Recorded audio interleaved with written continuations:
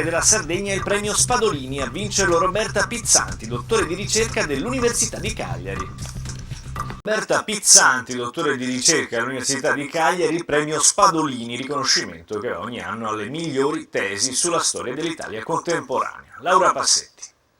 L'immigrazione meridionale a Torino nell'Italia del miracolo economico, il caso della Sardegna durante la stagione della rinascita. Un brano di storia della Sardegna vince ex aequo il premio Spadolini Nuova Antologia. È la tesi di storia contemporanea di Roberta Pizzanti, dottore di ricerca dell'Università di Cagliari, a ricevere il riconoscimento riservato a tesi discusse negli atenei italiani su temi di storia e cultura dal dopoguerra ad oggi. È stata premiata, oltre che per il rigore scientifico della ricerca, per l'originalità del tema, in particolare per aver affrontato l'emigrazione femminile. Entrano per la prima volta anche in fabbrica, oppure lavorano come domestiche, ma tengono anche alla casa, alla famiglia e dunque lavorano anche come casalinghe. Le donne, in particolare quelle sarde, lavorarono anche negli ospedali come infermiere e furono anche particolarmente apprezzate. I sardi piacciono, sono onesti, sono seri, sono tranquilli,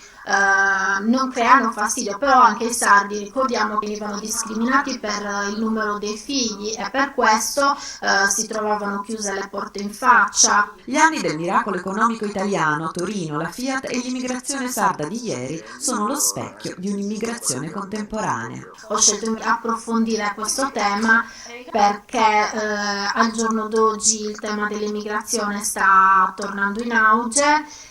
Un'immigrazione che coinvolge anche noi sardi che continuiamo ad andare all'estero e a lasciare la Sardegna perché non troviamo occasioni di lavoro. Qual è la sua professione? Studente delle scuole